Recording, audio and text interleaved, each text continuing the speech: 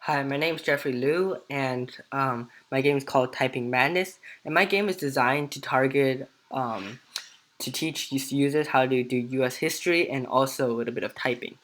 So there's my field variables, and I have a lot of field variables. And the most important field variables are at the very end, and these are called the text files. I put them in lists because it would be a lot easier to add and remove them from the list, which becomes important later on. So the first panel that you see is called title pane, and the title pane really doesn't have much. It just has two buttons called instructions and start, and then this is added onto a frame called Typing Madness, and then the instruction button takes you to the help pane, and start takes you to the countdown pane. So first, let's talk about this help pane. Help pane doesn't have much either, and it mostly just tells the user what's going on, what the game's about, and what to expect, such as the quiz at the very end.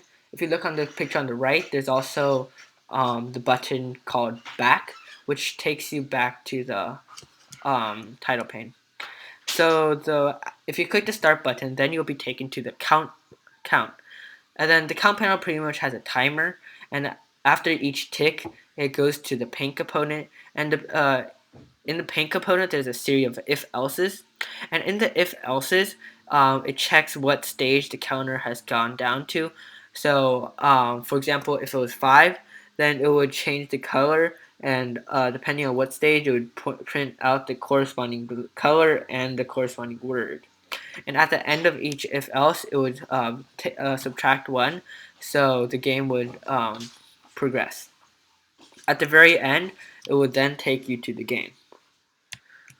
Oops. This is my game pane. This is where actually most of the gameplay occurs, and the most important aspect of the game pane is the user input typing. And this is where a lot of the user types, and then depending on what the user types, the game will react differently.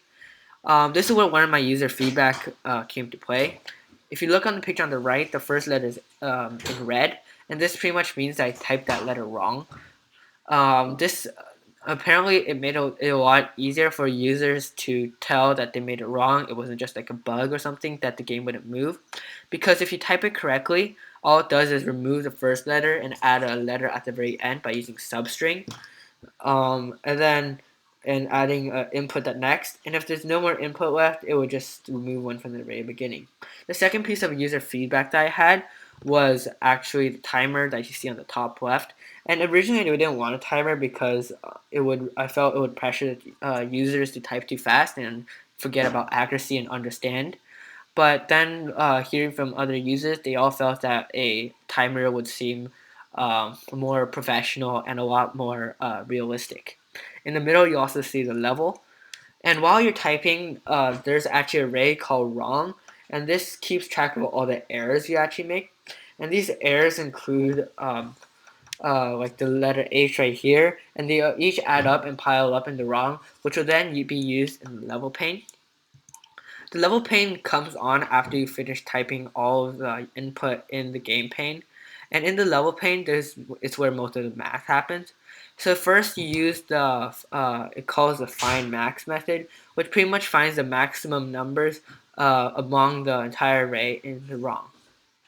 So there's 6 variables. There's char1, char2, char3, and max1, max2, max3. Char1, char2, and char3 are exactly the letters that are actually have the most errors, and max are the corresponding number of errors that actually occurred.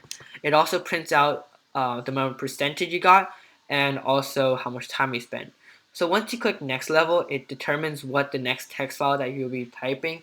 Depending on what errors you have, you got it on this level. This way, the user will be have different inputs and different um, experience every time they play the game. So after you run through all 5 levels in the game pane, then you go through the level, you're taken to the end pane.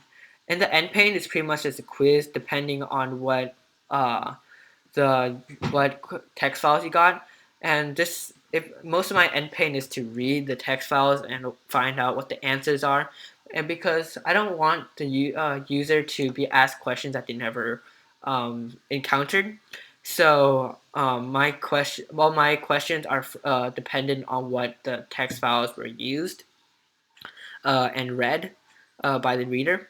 So if you type it incorrectly, it would tell you try again. And after you finish all the questions, you're automatically taken to game over, which looks like this. And then you would be at the end of my game. Thank you.